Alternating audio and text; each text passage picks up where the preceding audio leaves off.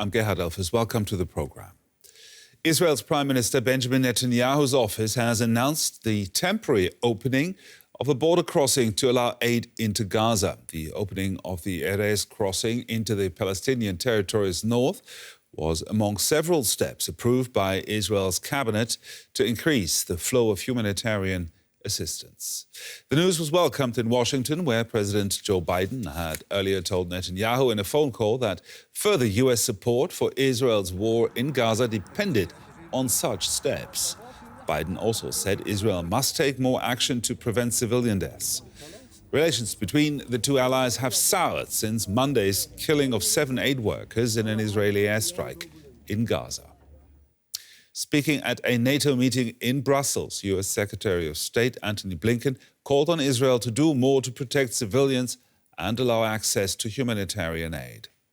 We need to see an immediate ceasefire to enable the release of hostages, but also to enable a dramatic surge in humanitarian assistance, as well as obviously better protecting civilians.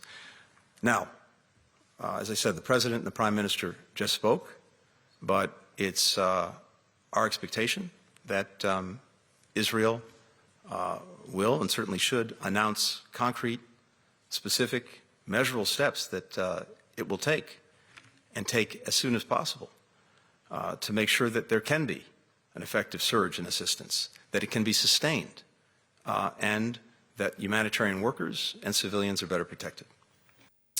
DW correspondent Tania Kraemer joins us now from Jerusalem. Tania, what more can you tell us about these new steps to let aid into Gaza?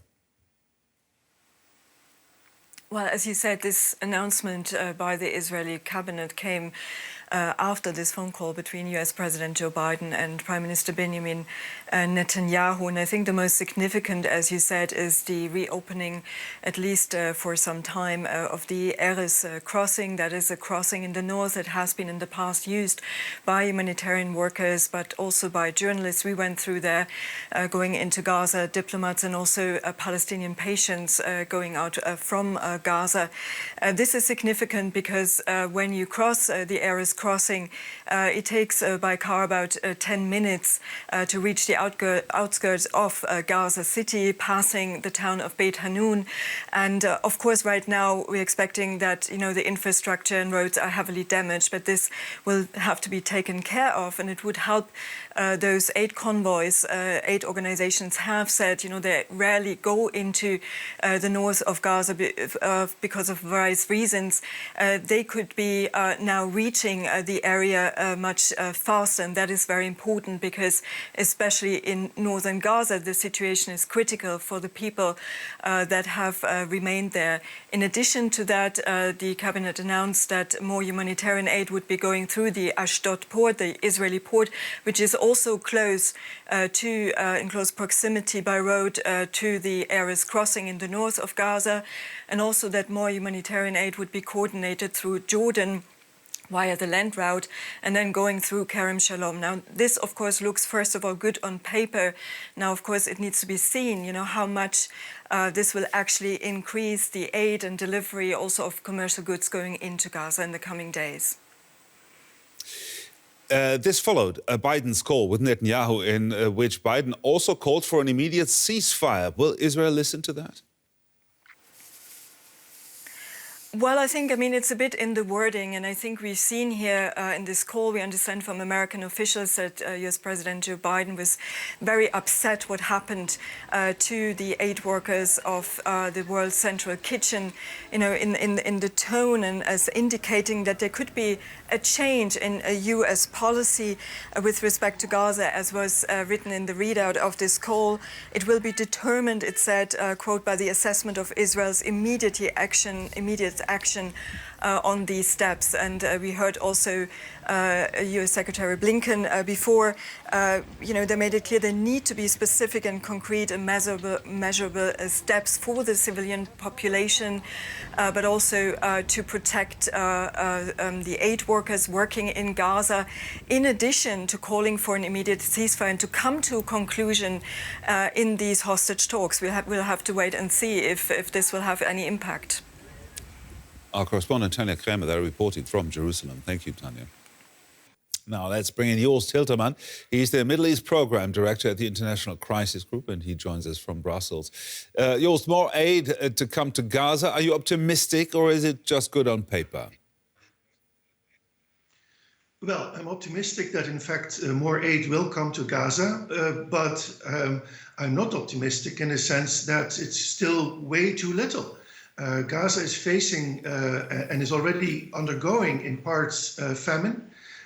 People are starving to death, and the aid that is trickling in is really far too insufficient to take care of all the people who are in desperate need of food.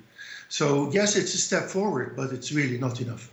Do you think that Israel has succumbed to the pressure from the US to protect civilians better? Well, succumbed is too strong a word for me. I think Israel is giving in to some pressure, to some of the pressure, in order to increase very gradually, very slowly, and very minimally aid to starving Palestinians. But more pressure will be needed. And maybe some more concrete action on the part of the United States in order to press Israel to completely open up the territory to the kind of aid, to the kind of volumes of aid that are now required. Now, given all this pressure, do you think we'll see Israel scale down its Gaza operations because it fears that more mistakes could alienate them from their partners even further? You know, it's a very difficult thing because I think Prime Minister Benjamin Netanyahu doesn't want to end the war in Gaza short of having destroyed Hamas, which has been the war objective from the very beginning. And in a way, the United States agrees with that objective, but not at the cost of destroying Gaza and its population. And I think Prime Minister Netanyahu doesn't necessarily care so much about what happens to the population. So it's a very difficult balance for him now. He may have to scale down, but he doesn't want to end it. And so he's in a bind. And I think he also believes that the longer he can keep the war going, the more secure his own position is as prime minister. And I think from his part, President Biden is trying to squeeze him so that he eventually will have to step down and a new government will come in place in Israel that will be a little bit more amenable to US pressure. Well, that leads me straight to my next question. As you mentioned, Netanyahu has been under pressure from several sides, both inside and outside of Israel. And there also have been calls for snap parliamentary elections and even for his removal. Is either of that likely to happen? Well, the thing is, I think Prime Minister Netanyahu's popularity has taken a nosedive compared with some of the other candidates who were there. But that said, his coalition still has majority support in parliament. So whatever, regardless of his personal popularity, will be difficult to move to elections when he still enjoys a majority. So something else would have to happen to trigger that. Now, clearly the Israeli population is asking for new elections, or parts of the population. So we'll have to see whether that pressure builds to the point that actually they would trigger that.